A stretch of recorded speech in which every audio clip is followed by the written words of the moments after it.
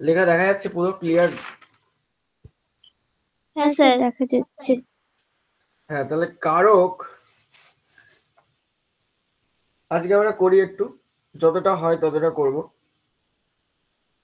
কারক শব্দের ব্যুৎপত্তিগত অর্থ কি জানবো, কারক কাকে বলে জানবো, কারক কথার অর্থ কি জানবো, কারকের প্রকারভেদ জানবো, বিভক্তি জানবো, অনুসর্গ জানবো, নির্দেশক জানবো। এগুলো আজকে মোটামুটি জানবো। তারপরে কারকের ভাগ সম্পর্কে পরের দিন দেখা যাবে, যদি আজকে কোলাতে না পারি। তো কারক কথার অর্থ হচ্ছে যে করে, কারণ এটি উৎপত্তি হয়েছে, মানে ব্যুৎপত্তি প্রত্যয় হয় ক্রি যোগ অকে। এবার ক্রি মানে করার, অক কথার অর্থ হচ্ছে যিনি করেন, মানে যিনি, অর্থাৎ ক্রি মানে করা আর যিনি, তাহলে যিনি করেন। এই ক্ষেত্রে আমাদের কারক শব্দটির ব্যুৎপত্তি আমরা নির্ণয় করতে পারি। তাহলে কারক কথার অর্থ হচ্ছে যে করে, ব্যুৎপত্তি হচ্ছে ক্রি যোগ অক। তাহলে কারকের সঙ্গে কার সম্পর্ক থাকে? কারকের সঙ্গে সম্পর্ক থাকে ক্রিয়ার। অর্থাৎ কারক হতে গেলে বাক্যের ক্রিয়াপদের সঙ্গে অন্যান্য পদের সম্পর্ক তৈরি করতে হয় বা তৈরি হতে হয়। যদি তৈরি না হয় সম্পর্ক, তাহলে কিন্তু তাকে কারক বলা যায় না।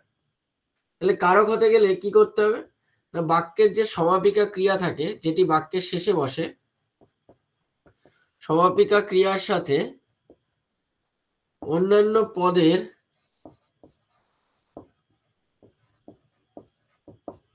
সম্পর্ক থাকতে হবে। যদি থাকে তাহলে সেটা কারক, আর যদি সম্পর্ক না থাকে তাহলে সেটা অকারক। তাহলে সম্পর্ক থাকলে কারক, আর সম্পর্ক না থাকলে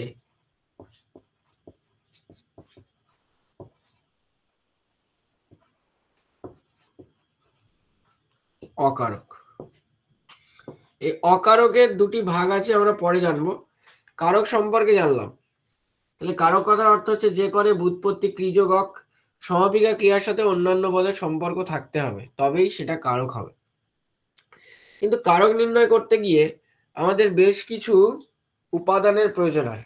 সেই উপাদানগুলো হচ্ছে বিভক্তি, অনুসর্গ এবং প্রত্যয়। তো চলো দেখে নেওয়া যাক যে কোনটা কি। আমরা জানি এগুলো সম্পর্কে, তাও আরেকটু জেনে নেব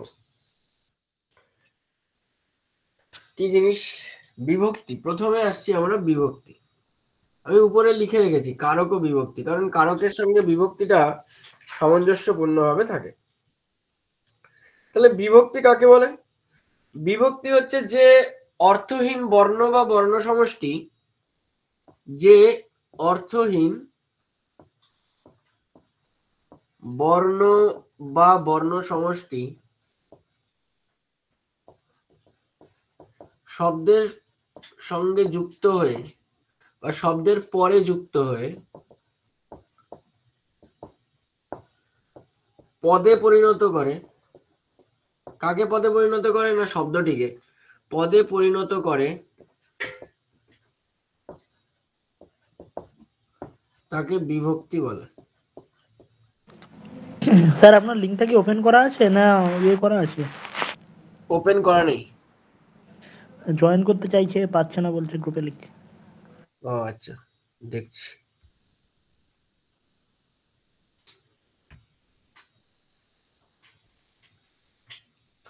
হ্যাঁ ঠিক আছে। তাহলে বিভক্তি কথার অর্থ কি? বিভক্তি কথার অর্থ হচ্ছে, বিভক্তির প্রত্যয় কি হয় কারো জানা আছে যে বিভক্তির প্রত্যয় কি? বিভক্তির প্রত্যয় হচ্ছে বি ভজ বি যোগ ভজ যোগ কয়তয় হচ্ছে যোগ তি।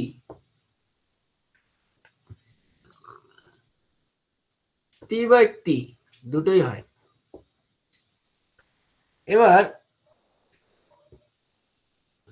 সাধারণত বি ভজ যোগ তিটাই হয়, কয়তয় হসিটা হয় না, কারণ এই কয়তয় যেটা কটা এখানে ভজ হয়ে যাচ্ছে, ভজ ভ বর্গীয় জ, আর তিটা আলাদা থাকছে। তাহলে বিভক্তি কথার অর্থ কি? আমরা এটা তো প্রত্যয় জানলাম বিভক্তির। বিভক্তি কথার অর্থ হচ্ছে বিভাজন করা, অথবা দুটো দুটো মানে হতে পারে। আরেকটা হচ্ছে বিশেষ ভক্তি প্রদর্শন করা। দুটো অর্থ আমরা ব্যবহার করতে পারি। ভজ মানে ভজনা করা বা সাধনা করা, তাহলে বিশেষ ভক্তি প্রদর্শন এটা হতে পারে। আবার ভাগ, ভাগ কথাটা আমি যদি লিখি ভাগ, এই যে ভয়াকার গ, তাহলে আমার প্রত্যয় দাঁড়াবে ভজ যোগ অ। তাহলে আমার কিন্তু এখানে বিভাজন করা অর্থ বা ভাগ করা অর্থ কিন্তু বোঝানো হয়। দুটো ধরনের অর্থ কিন্তু আমরা পেতে পারি বিভক্তি থেকে। তাহলে বিভক্তির বিশেষ ভক্তি প্রদর্শন করা হতে পারে ভজনা করা অর্থে। আর ভাগ করা অর্থও কিন্তু আমরা ভজ ধাতুর ব্যবহার করি। সেই জন্য বিভক্তির এই দুটো অর্থ আমরা পাই।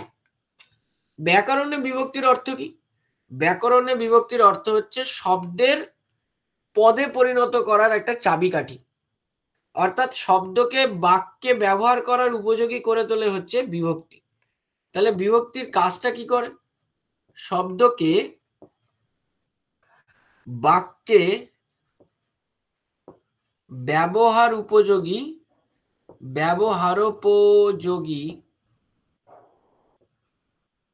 করে তোলে।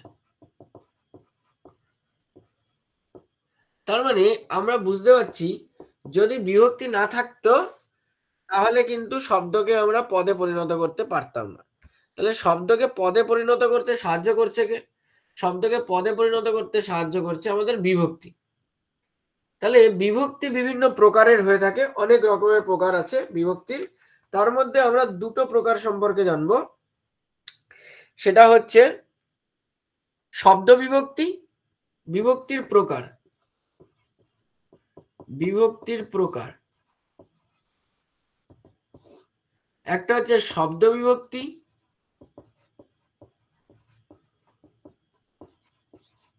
আর একটা হচ্ছে ধাতু বিভক্তি বা ক্রিয়া বিভক্তিও বলে এটাকে। শব্দ বিভক্তি শব্দের সঙ্গে যুক্ত হয়, ধাতু বিভক্তি ধাতুর সঙ্গে যুক্ত হয়ে ক্রিয়া পদে পরিণত করে। তাহলে শব্দ বিভক্তি এবং ধাতু বিভক্তিটা বোঝা গেল আশা করি। যেমন শব্দ বিভক্তির আরেকটা নাম আছে, আমরা একটুখানি জানি, নামটা হচ্ছে কারক বিভক্তি। কেন কারক বিভক্তি? কারণ শব্দ বিভক্তি কারক নির্দেশক, কারককে নির্দেশ করে, সেই জন্য শব্দ বিভক্তির আরেকটা নাম হচ্ছে কারক বিভক্তি। তাহলে শব্দ বিভক্তির অপর নামটা কি? শব্দ বিভক্তির অপর নাম কি? কারক বিভক্তি। কেন কারক বিভক্তি? তার কারণ হচ্ছে শব্দ বিভক্তি কারক নির্দেশ করে, কিন্তু ধাতু বিভক্তি কিন্তু কারক নির্দেশ করে না, ধাতু বিভক্তি ক্রিয়াপদ গঠন করে। সুতরাং ধাতু বিভক্তিকে কিন্তু কারক বিভক্তি বলা যায় না, শব্দ বিভক্তিকে আমরা কারক বিভক্তি বলে থাকি। এইবার আমরা এই শব্দ বিভক্তি এবং ধাতু বিভক্তি সম্পর্কে একটুখানি ডিটেলসে জানি। ধাতু বিভক্তিটা আমরা পরে করছি, আগে শব্দ বিভক্তিটা করে নিই। শব্দ বিভক্তি কি কি হতে পারে?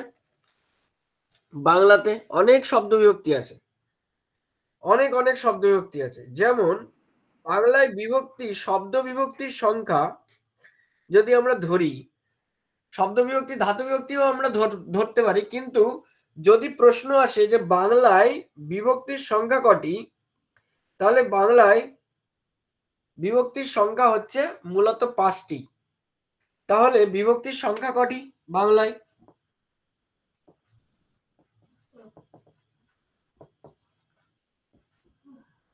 মূলত কটি? 5টি। তাছাড়াও আরো কয়েকটি আছে, আগে 5টির সম্পর্কে জানি। তো কি কি আছে? এ বিভক্তি, কে বিভক্তি, রে বিভক্তি, তে বিভক্তি, তে বিভক্তি আর র বিভক্তি। এছাড়াও এই পাঁচটা ছাড়াও অবিভক্তি আছে, অন্তস্থ বিভক্তি আছে, এরকম বিভক্তিগুলো কিন্তু আমরা ব্যবহার করি। কিন্তু এই পাঁচটাকে আমরা বিভক্তির সংখ্যা যদি বলে কটি, না মূলত পাঁচটি বিভক্তি বাংলায় দেখতে পাওয়া যায়, এ কে রে তে র। এছাড়াও অবিভক্তি আছে যেটাকে আমরা শূন্য বিভক্তি বলি। শূন্য বিভক্তি যেহেতু এর কোনো চিহ্ন নেই, এর কোনো চিহ্ন লক্ষ্য করা যায় না, এ বাক্যের মানে সরি এ শব্দের সঙ্গে যুক্ত অবস্থায় আছে বলে মনে হয় না, অথচ যখন শব্দটিকে বাক্যে ব্যবহার করা হয় তখন দেখা যায় যে তার মধ্যে একটা বিভক্তি লুকিয়ে আছে, সেটা হচ্ছে শূন্য বিভক্তি। কারণ শব্দ বাক্যে ব্যবহার করতে গেলে বিভক্তি যুক্ত থাকতে হবে। তাহলে যদি কোনো বিভক্তি না থাকে তাহলে সেটাকে বলা হয় শূন্য বিভক্তি। শূন্য বিভক্তিকে আমরা যদি এরকম করে লিখি পরীক্ষায় বা এরকম করে বলি, তাহলে এটা হচ্ছে কাটা, এরকম বলা যাবে না, এইভাবে লিখতে হবে শূন্য বিভক্তি বলে। আর অন্তস্থ বিভক্তি আছে একটা। তো বিভক্তির সংখ্যা অ্যাকচুয়াল কটা? পাঁচটা। মূলত পাঁচটায়, বাদ দিয়ে এই দুটো আছে, তাছাড়াও আমি বলেছি তাছাড়াও আরো বিভক্তি লক্ষ্য করা যায়। কিন্তু যদি বলে বাংলায় বিভক্তির সংখ্যা কটি, তাহলে পাঁচটা বলতে হবে, এ কে রে তে র। কি বললাম, বোঝা গেল? হ্যাঁ কি না? এইটুকু তো খুব একটা কঠিন বিষয় নয়।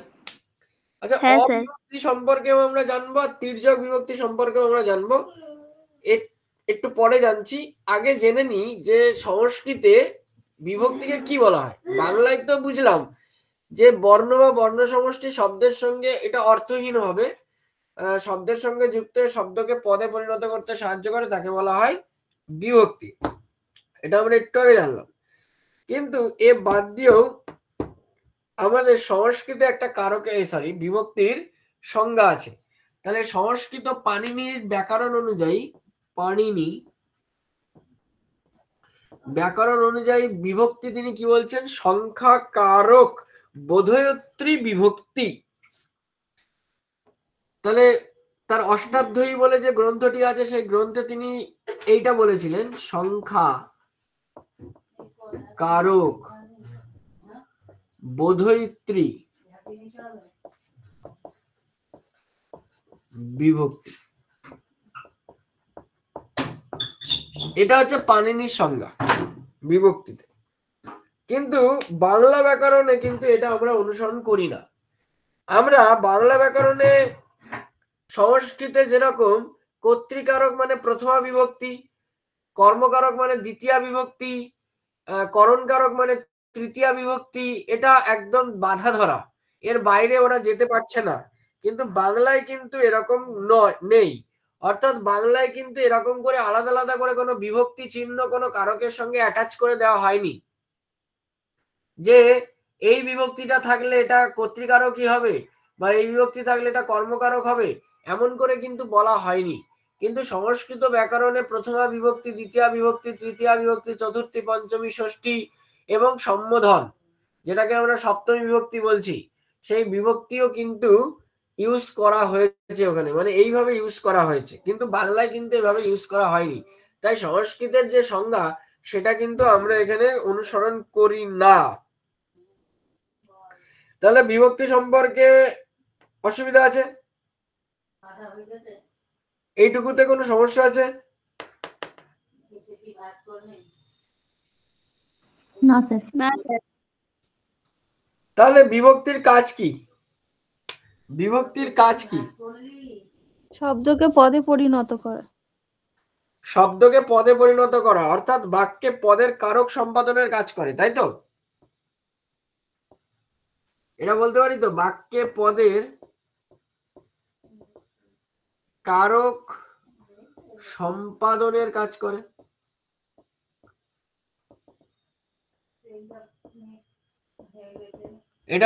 এটা আমরা লিখতে পারি তো যে বাক্যে পদের কারক সম্পাদনের কাজ করে, অর্থাৎ বাক্যে কোনটি পদ কি কারক হবে সেটা বোঝাতে সাহায্য করে। হ্যাঁ কি না? হ্যাঁ স্যার। আচ্ছা, আর একটা জিনিস, আমাদেরকে কাল চেনাতে সাহায্য করে। আমাদেরকে কি চেনাতে সাহায্য করে? কাল চেনাতে। কাল চিহ্নিত করতে সাহায্য করে। আচ্ছা, কোন বিভক্তি কাল চিহ্নিত করতে সাহায্য করবে? দিয়ে। ধাতু বিভক্তি। Yes, very good. ধাতু বিভক্তি। ধাতু বিভক্তি আমাদেরকে কাল চেনাতে সাহায্য করবে। Yes or no? কারণ ধাতু মানে ক্রিয়াপদ, আর ক্রিয়াপদ আমাদেরকে কাল চিহ্নিত করতে সাহায্য করে। আমরা জানি যে ক্রিয়ার কাল নির্দেশ করে কে?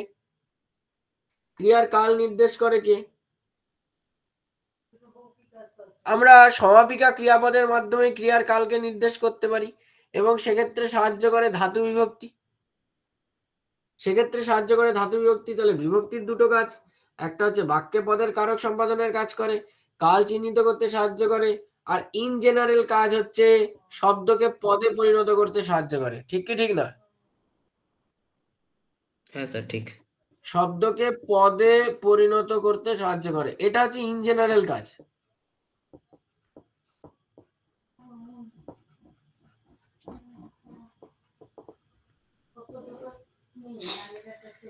তাহলে কাজ আমাদের মোটামুটি হয়ে গেল।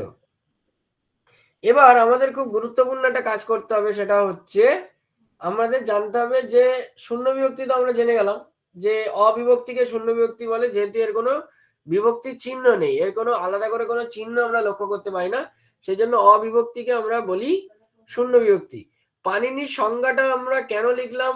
অনেকে সংস্কৃতে স্টুডেন্ট আছে, সংস্কৃত যাদের সাবজেক্ট, এবার অ্যাকচুয়ালি কি বিষয়? বিষয়টা হচ্ছে কারক বাংলার নিজস্ব সম্পদ না, বাংলায় সরাসরি আসেনি কারক, প্রথমে সংস্কৃতেই ছিল, সেটাকে আমরা বাংলাতে রূপান্তর করেছি, বাংলাতে নিয়ে এসেছি, এবং বাংলাতে বিভক্তিগুলোকে একটু আলাদা করেছি, আমরা ওলট পালট করেছি, কিন্তু কারকগুলো একই আছে। তো সেই জন্য কারকটা অবশ্যই সংস্কৃতেরই বিষয়, সেই জন্য আমরা এই সংখ্যাকারক বোধয়িত্রী বিভক্তি এই শব্দটাকে ইউজ করেছি, সংখ্যাকারক বোধয়িত্রী বিভক্তি। তো আশা করি আপনাদের বুঝতে অসুবিধা হয়নি। এবার চলুন আমরা জেনে নিই যে তির্যক বিভক্তি কাকে বলে। তির্যক বিভক্তি, তির্যক বিভক্তি কি? তির্যক মানে টেরা, অর্থাৎ তির্যক বিভক্তি এমন একটা বিভক্তি যে বিভিন্ন কারকে ব্যবহৃত হয়। তির্যক বিভক্তি এমন একটা বিভক্তি যেটা বিভিন্ন কারকে ব্যবহৃত হয়। আমরা এখানে লিখি তির্যক বিভক্তি বলে। দেখুন, তির্যক বিভক্তি হচ্ছে একাধিক কারকে ব্যবহৃত বিভক্তি। যেমন আমি যদি বলি, আচ্ছা আপনাদের সুবিধা অনুযায়ী বলি, ছাগলে কি না খায়?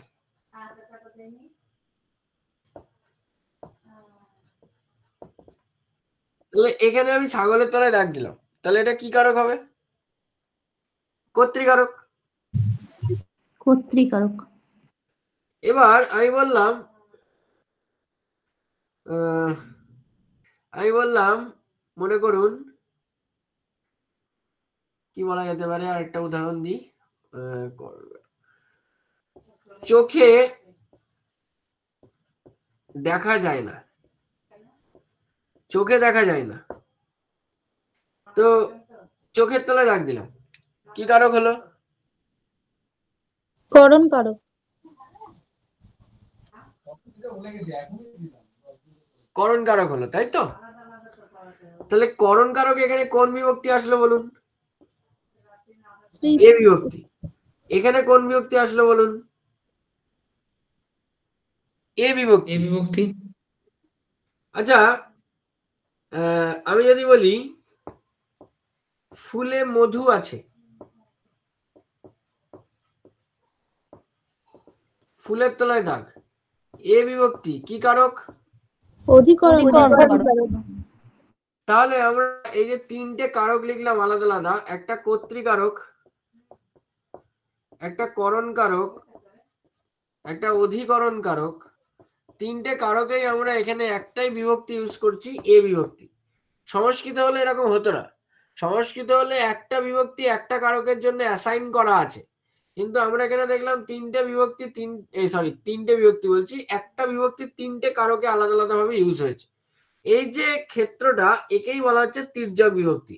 তাহলে আমরা একটা তির্যক বিভক্তির নাম বলতে পারি এ। পারি তো? পারি কি পারি না? হ্যাঁ হ্যাঁ পারি। স্যার। যেমন আমি যদি বলি মা ছেলেকে চাঁদ দেখাচ্ছেন, ছেলেকে, তাহলে ছেলেকে কে বিভক্তি আছে, হ্যাঁ কি না? কোন কারক? কর্মকারক, ঠিক তো? ছেলেকে চাঁদ দেখাচ্ছেন, আমি যদি বলি বাক্যটা ছেলেকে চাঁদ দেখাচ্ছেন, তাহলে ছেলেকে কি বিভক্তি হবে? কে বিভক্তি হবে আর কি কারক হবে? কর্মকারক। যদিও অ্যাকচুয়ালি এক মিনিট, যদি অ্যাকচুয়ালি কারকের ব্রড সেন্স এটা কর্মকর্তিকারক। এটা প্রযোজ্য করতে হয়, কিন্তু তবুও আমি এখানে কর্মকারক লিখলাম, যেহেতু তিনি দেখাচ্ছেন আর ছেলেটি তার কথা অনুযায়ী কাজটি করছে, এটা বললাম। অ্যাকচুয়ালি এটা আসলে কর্তৃকারক, ঠিক আছে? এবার মনে করুন আমি আরেকটা লিখলাম জলকে চলো,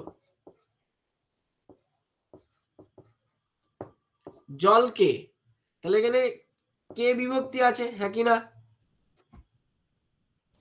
এটা এবার চলো মানে জল আনার জন্য চলো, তাহলে নিমিত্ত কারক।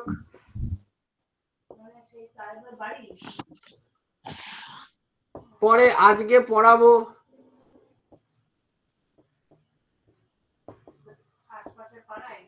কি বিভক্তি আছে এখানে? কে বিভক্তি। কোন কারক? অধিকরণ।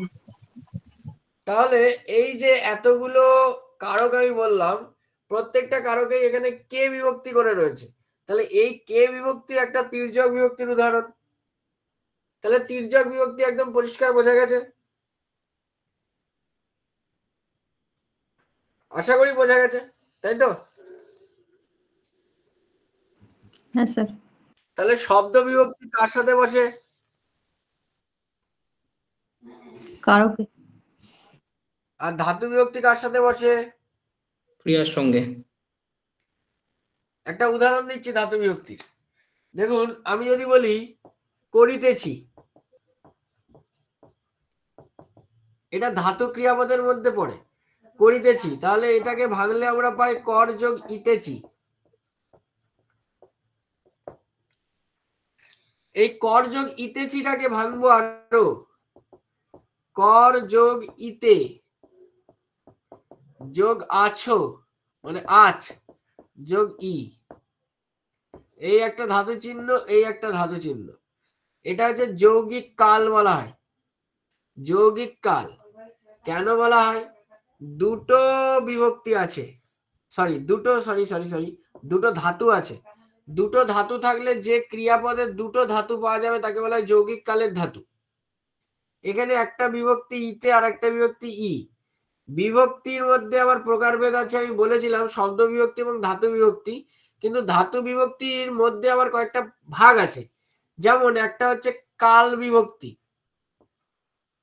কাল না প্রকার বিভক্তি, এটা হচ্ছে প্রকার বিভক্তি। এটা হচ্ছে পুরুষ বিভক্তি।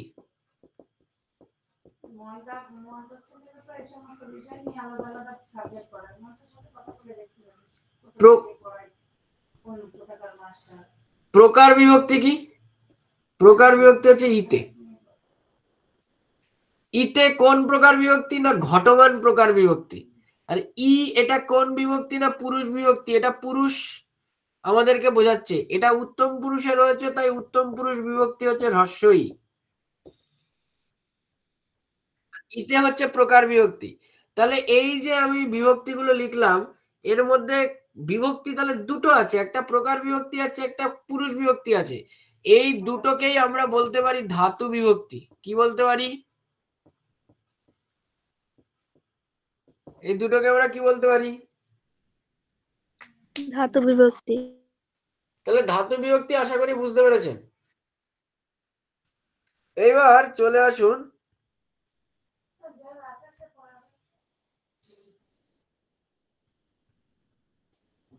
এক মিনিট। স্যার আর একটা উদাহরণ দেবেন? হ্যাঁ কেন দেবো না?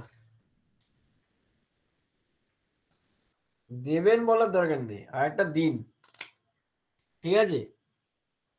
আর আরেকটা উদাহরণ দিচ্ছি, দেখুন। মনে করুন আমি বললাম দেখিতেছি, বা দেখিতেছি না বলে আমরা একটু অন্য জায়গায় চলে যাই, আমরা লিখি দেখছিলাম বা দেখিতেছিলাম।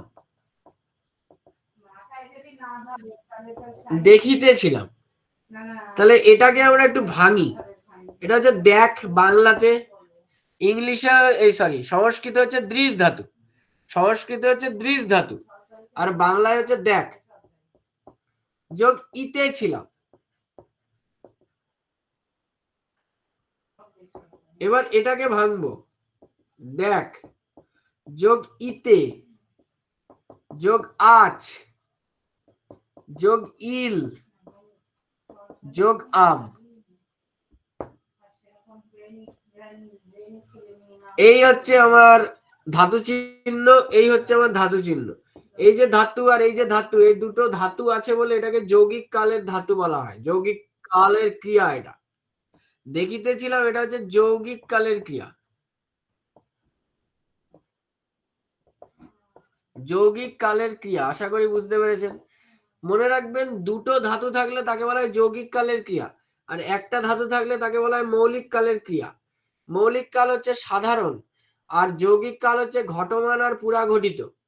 সাধারণ যে কটা আছে, সাধারণ বর্তমান, সাধারণ অতীত, সাধারণ ভবিষ্যৎ, সেগুলো সব মৌলিক কালের ক্রিয়া। আর যৌগিক কালের ক্রিয়া বললে হবে ঘটমান বর্তমান, ঘটমান অতীত, ঘটমান ভবিষ্যৎ, পুরা ঘটিত বর্তমান, পুরা ঘটিত অতীত, পুরা ঘটিত ভবিষ্যৎ। স্যার একটু ধীরে বলুন, স্যার একটু ধীরে বলুন। হ্যাঁ ধীরে বলছি। যদি যেমন করি, করি এর মধ্যে একটাই ধাতু আছে কর, আর একটাই বিভক্তি আছে হ্রস্বই, তখন এই যে একটা ধাতু আছে, এই একটা ধাতু থাকলে তখন তাকে বলা হচ্ছে মৌলিক কালের ক্রিয়া। কি বললাম, বোঝা গেল? একটা ধাতু থাকলে তাকে কি বলা হচ্ছে? মৌলিক কালের ক্রিয়া। আর যদি দুটো ধাতু থাকে তখন তাকে কি বলা হচ্ছে? যৌগিক কালের ক্রিয়া।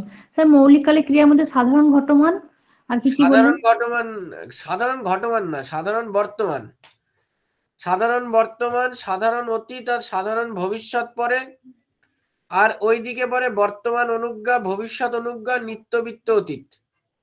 এই ছটা পরে, ছটা। আর যৌগিক কালের ক্রিয়ার মধ্যেও ছটা পরে, তিনটের ঘটমান আর তিনটের পুরা ঘটিত। তাহলে করি, করি হচ্ছে কর যোগ ই, এখানে একটা ধাতু, আর এইটা হচ্ছে পুরুষ বিভক্তি। মনে রাখবেন, কোন বিভক্তি থাকুক আর না থাকুক, পুরুষ বিভক্তি থাকবেই থাকবে। পুরুষ বিভক্তি ছাড়া কোনো দিন ক্রিয়াপদ তৈরি হতে পারে না। প্রকার বিভক্তি ছাড়াও ক্রিয়াপদ তৈরি হতে পারে, এর মধ্যে কোনো প্রকার বিভক্তি নেই করির মধ্যে। আচ্ছা উপরেরটাতে আসুন, ইতে, এটাকে আমি বলেছিলাম প্রকার বিভক্তি। আর ইল, এই যে ঢুকেছে ইল, একটা ইল ল, এটা হচ্ছে কাল বিভক্তি। আর এই যে আম, এটা হচ্ছে পুরুষ বিভক্তি। তাহলে ধাতু বিভক্তি আবার তিন রকমের, একটা প্রকার বিভক্তি, একটা কাল বিভক্তি, একটা পুরুষ বিভক্তি।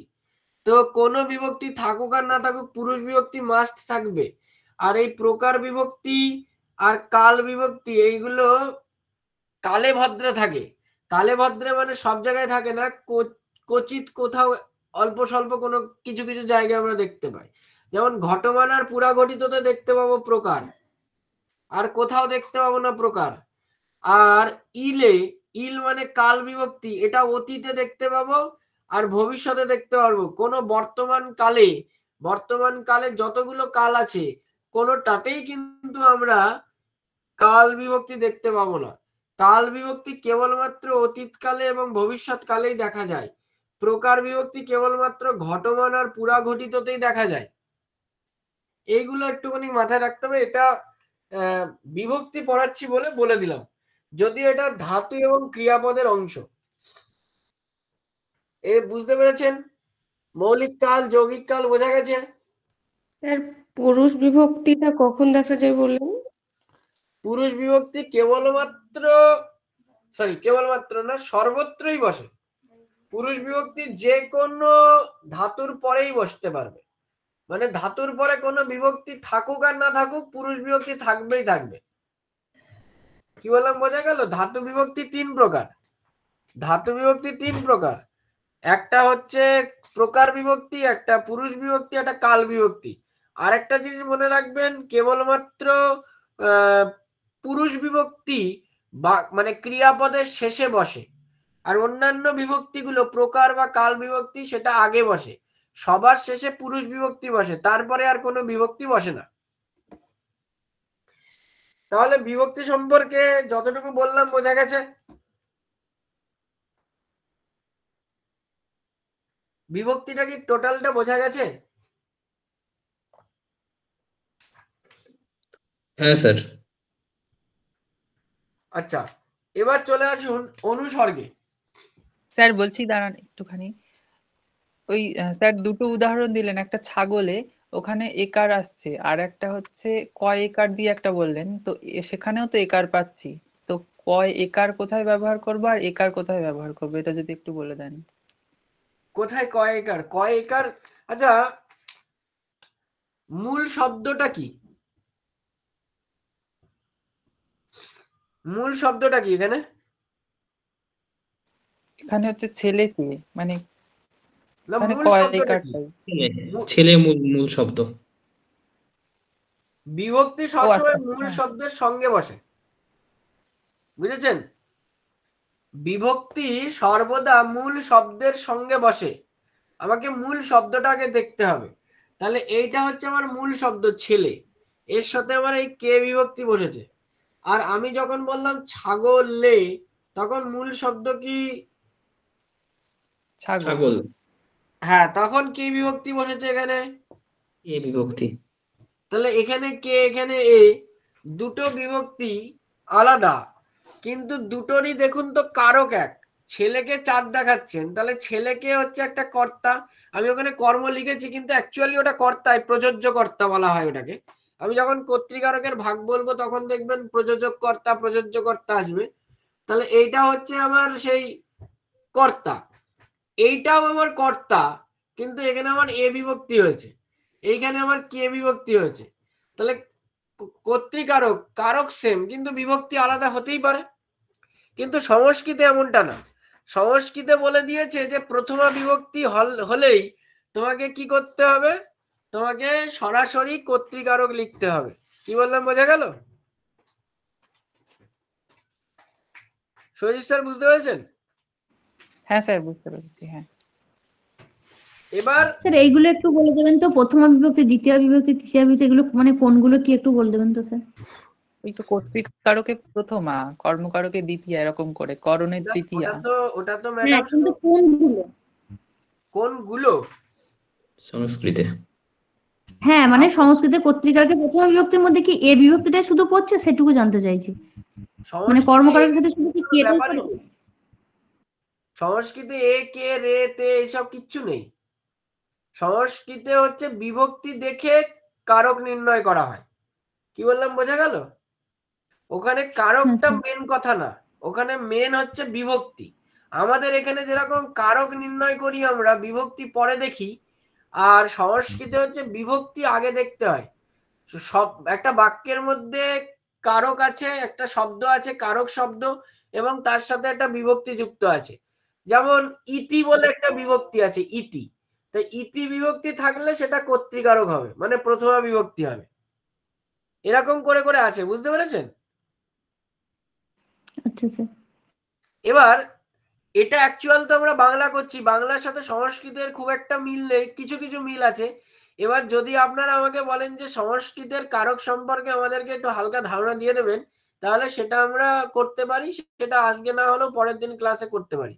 সেটা আপনারা যদি বলেন আমি করব, কারণ আমার কোনো ইন্টেনশন নেই যে সংস্কৃত কারক এখন বোঝানোর। এবার সংস্কৃত কারক কেন দেবে না? কারণ আমার তো সাবজেক্ট সংস্কৃত না। আমার সাবজেক্ট যদি সংস্কৃত হতো তাহলে অবশ্যই আমি সংস্কৃতের কারকগুলো করতাম। যাদের সংস্কৃত সাবজেক্ট তাদের কারক প্রত্যয় ওখান থেকে করা উচিত অবশ্যই। কিন্তু আমার সাবজেক্ট যদি বাংলা হয়ে থাকে, বা আমার সাবজেক্ট যদি অন্য কিছু হয়ে থাকে, আমার বেসিক যে কারকের জিনিসগুলো সেটা জানতে গেলে আমাকে এটুকুই যথেষ্ট। কি বললাম বুঝতে হ্যাঁ পেরেছেন? স্যার, বাংলাটা হলেই হবে, কিন্তু ওই প্রথম আর দ্বিতীয় বলেন না স্যার, এগুলো মানে আমাদের যখন পড়ি তখন এগুলো ছিল এইবার না, বুঝতে পারি। আপনি যেরকম সেই শব্দরূপ পড়েছেন মনে আছে, নর নর নর নর নরা, নরম নর হ্যাঁ স্যার। নরা, এরকম পড়েছিলেন না? হ্যাঁ স্যার। হ্যাঁ, তাহলে ওইখানে আপনার দেখুন সেট করা আছে যে প্রথমা বিভক্তি একবচন, দ্বিবচন, বহুবচন, দ্বিতীয় বিভক্তির একবচন, দ্বিবচন, বহুবচন, এরকম করে করে সেট করা আছে। তাহলে আমাকে কারক নির্ণয় করতে গেলে আমাকে শব্দরূপ জানতে হবে। তাহলে আমি যদি সমস্ত মোটামুটি অকারান্ত শব্দ, হ্রস্বইকারান্ত শব্দ, দীর্ঘইকারান্ত শব্দ, তারপরে ক্লিবলিঙ্গবাচক শব্দ, এরকম বিভিন্ন শব্দগুলো যদি আমরা জেনে নিতে পারি, তাহলে আমাদের ক্ষেত্রে কি হবে, সুবিধা হয়ে গেল। যেমন নর শব্দ হচ্ছে অকারান্ত পুংলিঙ্গবাচক শব্দ।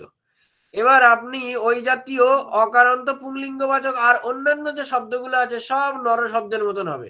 যেমন নৃপ, দন্তন্বয়ে রিপ বিসর্গ, ওটারও শব্দরূপ কিন্তু আপনার নর শব্দের মতন হবে। কেন হবে? কারণ নর শব্দ হচ্ছে অকারান্ত পুংলিঙ্গবাচক শব্দ, আর নৃপ হচ্ছে অকারান্ত পুংলিঙ্গবাচক শব্দ। কি বললাম, বোঝা গেল? হ্যাঁ স্যার।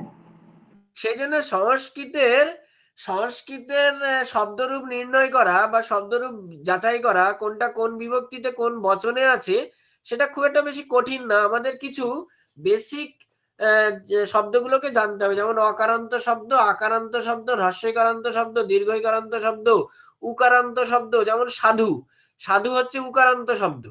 নদী দীর্ঘইকারান্ত শব্দ। লতা আকারান্ত শব্দ। তারপরে আপনার রয়েছে সখী, দন্তস্ব ক্ষয়সী, সখী, এটা আপনার হ্রস্বইকারান্ত শব্দ। আপনার রয়েছে ফলম, ফলম হচ্ছে আপনার ক্লিবলিঙ্গবাচক শব্দ। এবার ক্লিবলিঙ্গবাচক যত শব্দ আসবে সব ফল শব্দের মতো হবে। ফলম ফলে ফলানি, ফলম ফলে ফলানি, ফলেন ফলাভ্যাম ফল, এরকম করে করে পরপর চলতে থাকবে। তার মানে আপনার একটা শব্দরূপ আপনি যদি মাথায় রাখতে পারেন, সংস্কৃতের ক্ষেত্রে বলছি, তাহলে আপনার সমস্ত শব্দরূপগুলো ওই জাতীয়, ওই লিঙ্গটাও কিন্তু এখানে খুব গুরুত্বপূর্ণ। পুংলিঙ্গ না স্ত্রীলিঙ্গ না ক্লিবলিঙ্গ সেটা কিন্তু দেখতে হবে। যেমন আকারান্ত, দীর্ঘইকারান্ত এগুলো কিন্তু সব আমার স্ত্রীলিঙ্গবাচক শব্দ। অকারান্ত কিন্তু আমার পুংলিঙ্গবাচক শব্দ, হর্ষকারান্ত আমার পুংলিঙ্গবাচক শব্দ। তো এই যে শব্দগুলোকে মাথায় রেখে আমরা কিন্তু শব্দরূপ নির্ণয় করি, সেটা সংস্কৃতের ক্ষেত্রে। তো বাংলার ক্ষেত্রে এমন কিছু নেই। বাংলার ক্ষেত্রে আপনাকে বাক্য দেখে ক্রিয়াপদটাকে প্রশ্ন করতে হবে, ক্রিয়াপদকে প্রশ্ন করে যে উত্তরটি পাবেন সেই অনুযায়ী আপনাকে কারক নির্ণয় করতে হবে, এবং তার কারক নির্ণয় করার পরে আপনাকে বিভক্তি নির্ণয় করতে হবে। কি বললাম, বুঝতে পেরেছেন কথাটা? হ্যাঁ স্যার। হ্যাঁ, তাহলে এবার আমরা চলে আসি অনুসর্গে। আমি কারকের ক্লাস করানোর পরে আপনাদের 50টা কারক করতে দেবো, দেখবো আপনারা কারক করতে পারেন কিনা। ঠিক আছে, আগে আমরা ক্লাসটা করে নিই। তো অনুসর্গ কি? অনুসর্গ হচ্ছে, অনুসর্গের আরেকটা নাম হচ্ছে পরসর্গ। পরসর্গ জানেন তো, অনুসর্গের অপর নাম তো পরসর্গ। আরেকটা নাম হচ্ছে কর্ম প্রবচনীয়।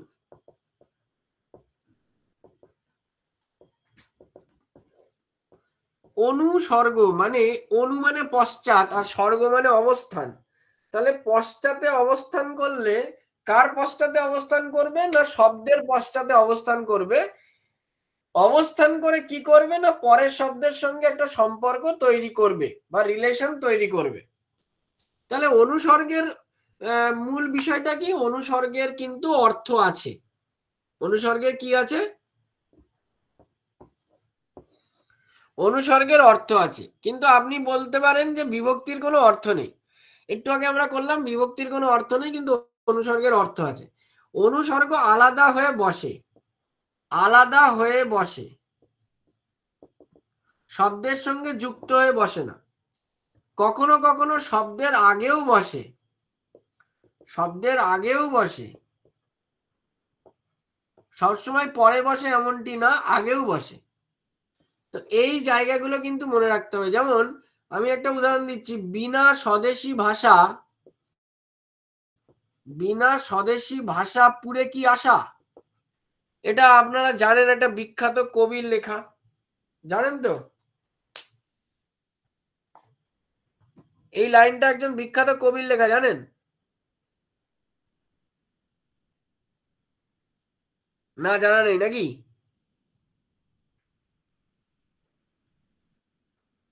আচ্ছা, এই যে বিনা, এই শব্দটা কি আপনার অনুসর্গ বলে মনে হচ্ছে? হ্যাঁ স্যার, এটা হ্যাঁ অনুসর্গ। হ্যাঁ, এটা যদি অনুসর্গ হয়ে থাকে তাহলে অনুসর্গটা কোথায় বসেছে? শব্দের আগে। আগে বসেছে। কোথায়? মানে আগে কোথায় বসতে পারে না, কবিতার ক্ষেত্রে বসতে পারে ছন্দ সামঞ্জস্য বিধান করবার জন্য বা মিল বিধান করবার জন্য আমাদের অনেক সময় অনুসর্গ শব্দের আগেও বসতে পারে। এটা একটা আমাদের কাব্যিক রীতি বলা যেতে পারে। এই কাব্যিক রীতিটার জন্য অনুসর্গ আমাদের এখানে আগে বসে গেছে। বিনা স্বদেশী ভাষা পুরে কি আসা, রঙ্গলাল বন্দ্যোপাধ্যায়ের নাম শুনেছেন?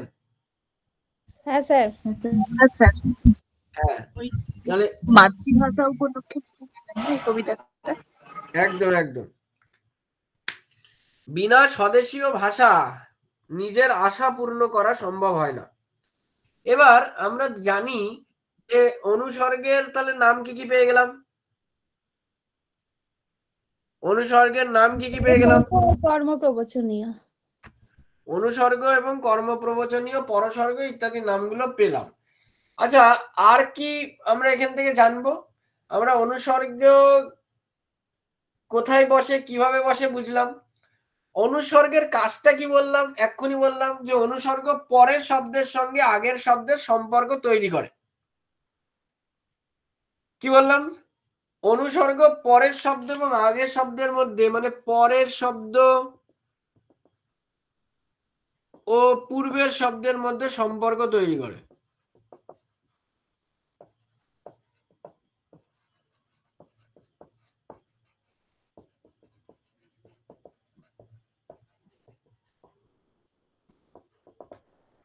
তাহলে অনুসর্গের এই কাজ। এবার অনুসর্গ আমাদের দুই প্রকার। একটা হচ্ছে শব্দজাত অনুসর্গ, আর একটা হচ্ছে ক্রিয়াজাত অনুসর্গ বা ধাতুজাত অনুসর্গ। শব্দজাত অনুসর্গ, ক্রিয়াজাত অনুসর্গ কি জিনিস? যে অনুসর্গের উৎপত্তি শব্দ থেকে তাকে বলা হয় শব্দজাত অনুসর্গ, আর যে অনুসর্গের উৎপত্তি ক্রিয়া থেকে তাকে বলা হয় ক্রিয়াজাত অনুসর্গ। যেমন মানে ধাতু থেকে তাদেরকে বলা হয় ক্রিয়াজাত অনুসর্গ। শব্দজাত অনুসর্গের যদি আমরা একটা উদাহরণ দিই, যেমন জন্য, তরে, নিমিত্ত, উদ্দেশ্য। শব্দজাত অনুসর্গের উদাহরণ আমরা দিতে পারি জন্য, তরে, নিমিত্ত, উদ্দেশ্য, এইগুলো আমরা দিতে পারি। কি বললাম, বোঝা গেল? তাহলে শব্দজাত অনুসর্গের উদাহরণ দিলাম। ক্রিয়াজাত অনুসর্গের উপাদান আমরা কি দিতে পারি? ক্রিয়াজাত যেমন হইতে, থেকে, চেয়ে, দিয়ে, এইগুলো হচ্ছে সব ক্রিয়াজাত অনুসর্গের উদাহরণ। তাহলে শব্দজাত অনুসর্গ আর ক্রিয়াজাত অনুসর্গ বুঝতে পেরেছেন? হ্যাঁ স্যার। স্যার কর্মপ্রবচনীয় মানে কি স্যার? কর্মপ্রবচনীয় মানে হচ্ছে কর্মের সম্পর্ক তৈরি করা। এই যে পরের শব্দ এবং পূর্বের শব্দের মধ্যে যে সম্পর্ক তৈরি করছে, এই জন্য এর আরেকটা নাম দেওয়া হচ্ছে কর্মপ্রবচনীয়। ঠিক আছে? কর্মপ্রবচনীয় কথার অর্থ হচ্ছে সম্পর্ক বিধান করছে। কার সাথে কার সম্পর্ক বিধান করছে? পূর্বপদ এবং পরপদ, মানে পূর্ব শব্দ এবং পর শব্দের মধ্যে সম্পর্ক বিধান করছে বলে এর আরেকটা নাম কর্মপ্রবচনীয়। অনুসর্গ আর পরসর্গ তো বলে দিয়েছি। তাহলে ইন টোটাল অনুসর্গটা এইটুকুই। তো এই অনুসর্গ সম্পর্কে কোনো প্রশ্ন আছে কিনা জিজ্ঞেস করুন। শব্দজাত, ক্রিয়াজাত অনুসর্গ মাথায় রাখতে হবে। কোন কোন কারকে অনুসর্গ বসে? অনুসর্গ প্রধান কারক কোনগুলো? অনুসর্গ প্রধান কারক হচ্ছে করণ কারক, নিমিত্ত কারক এবং অপাদান কারক। অনুসর্গ প্রধান কারক কি কি যদি বলে, অনুসর্গ প্রধান কারক কি কি? অনুসর্গ প্রধান কারক তিনটে, একটা করণ কারক, একটা নিমিত্ত কারক, একটা হচ্ছে অপাদান কারক। ঠিক আছে, বোঝা গেল?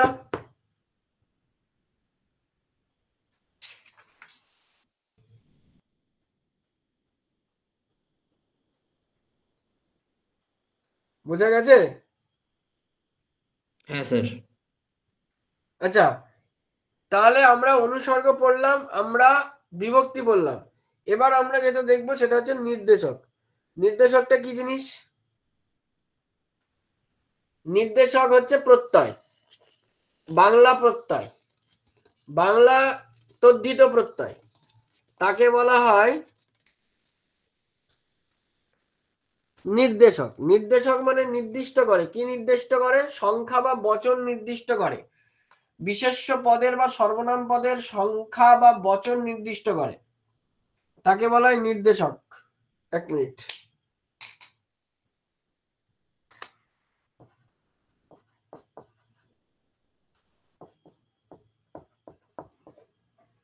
তাহলে নির্দেশকের কাজ কি? নির্দেশক হচ্ছে কোনগুলো সেটা দেখি একটু। টা, টি, খানা, খানি, গুলা, গুলি, গুলো, এগুলো হচ্ছে সব নির্দেশক। নির্দেশক কি কাজ করে? নির্দেশক হচ্ছে সংখ্যা বা বচন নির্দিষ্ট করে, সংখ্যা বা বচন নির্দেশ করে। তাহলে বাক্যে কোনো সর্বনাম পদ বা বিশেষ্য পদ থাকলে তার সংখ্যা বা বচন নির্দেশ করে কে? না নির্দেশক। নির্দেশকগুলো কি কি বললাম? এই নির্দেশকগুলি আসলে আমাদের বাংলা খাঁটি তদ্ধিত প্রত্যয়, মানে একদম শুদ্ধ বিশুদ্ধ তদ্ধিত প্রত্যয় বাংলাতে। ঠিক আছে, যেমন আমি বললাম বাড়িখানা, তাহলে আমরা কিভাবে এটাকে প্রত্যয় করতে পারি? বাড়ি যোগ খানা করতে পারি না? করি আমরা এইভাবে। বুঝতে পারছেন? তাহলে নির্দেশক কি কাজ করলো? সংখ্যা বচন নির্দেশ করলো। নির্দেশকের কয়েকটা উদাহরণ দিয়েছি, এটা একটা তদ্ধিত প্রত্যয়, বাংলাতে ব্যবহৃত হয়, এই হচ্ছে। আর নির্দেশকের আরেকটা নাম হচ্ছে পদাশ্রিত নির্দেশক। এটাকে পদাশ্রিত নির্দেশক বলা হয় কারণ এটা পদকে আশ্রয় করে বসে, পদকে আলাদা করে বসতে পারে না, পদের সঙ্গে বসে, পদকে আশ্রয় করে বসে, সেই জন্য এর নাম হচ্ছে পদাশ্রিত নির্দেশক। কি বললাম, বোঝা গেল? হ্যাঁ স্যার। কমপ্লিট? হ্যাঁ বলুন। হ্যাঁ স্যার, বুঝতে পেরেছি।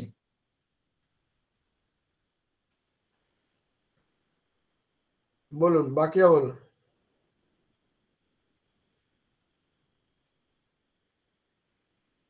বাকিরা বলুন। হ্যাঁ স্যার, বুঝতে পেরেছি। ঠিক আছে। বুঝতে পেরেছি। তাহলে আমরা কিন্তু বিভক্তি, নির্দেশক এবং অনুসর্গ কমপ্লিট করে ফেলেছি।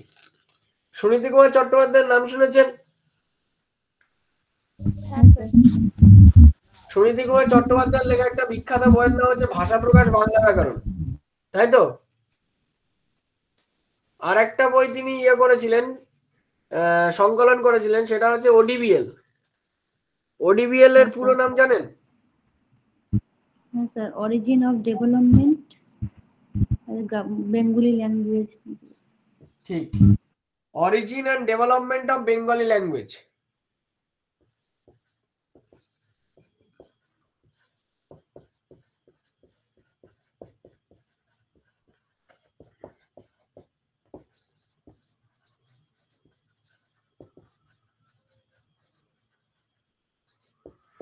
এই বইটার যিনি লেখক সেই সুনীতি কুমার চট্টোপাধ্যায়, তিনি পদাশ্রিত নির্দেশক নামকরণটি করেছিলেন। নির্দেশককে পদাশ্রিত নির্দেশক এই নামকরণটা তিনি করেছিলেন। তাহলে আমরা কারকের পূর্ব পাঠ, যেটা কারককে ঢোকার যে আগের পাঠটা, সেটা পুরোটাই কমপ্লিট করে ফেলেছি আজকে, একদিনেই করে ফেলেছি। এইটুকুর মধ্যে কারো কোনো প্রশ্ন থাকলে জিজ্ঞাসা করুন। এইটুকুর মধ্যে কারক, বিভক্তি, মানে বিভক্তি, অনুসর্গ এবং নির্দেশক, এইটুকুর মধ্যে কারো কোনো প্রশ্ন থাকলে জিজ্ঞাসা করুন।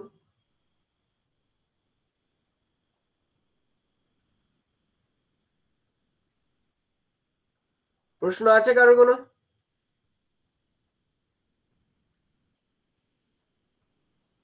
বলুন বলুন, শিগগিরই বলুন। স্যার ওডিবিএল এর আগে যে বইটার নাম বললেন আপনার? ভাষা প্রকাশ বাংলা ব্যাকরণ, সুনীতি কুমার চট্টোপাধ্যায়ের লেখা একটি বিখ্যাত বাংলা ব্যাকরণের বই।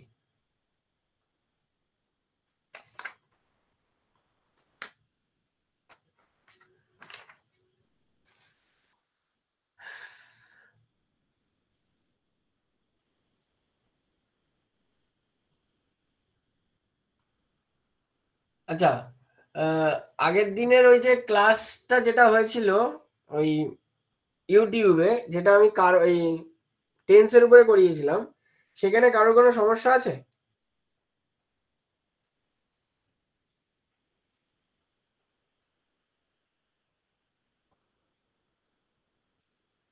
বলুন, কারোর কোনো সমস্যা আছে?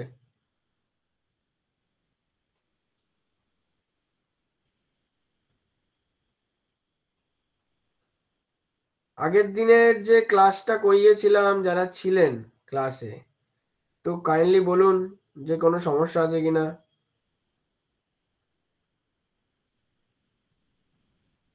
স্যার রঞ্জিত স্যার আছেন?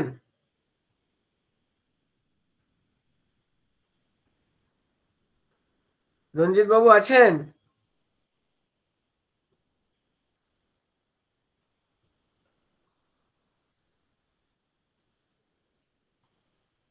আছে কি নেই তা বুঝতেই পারছি না। রঞ্জিত বাবু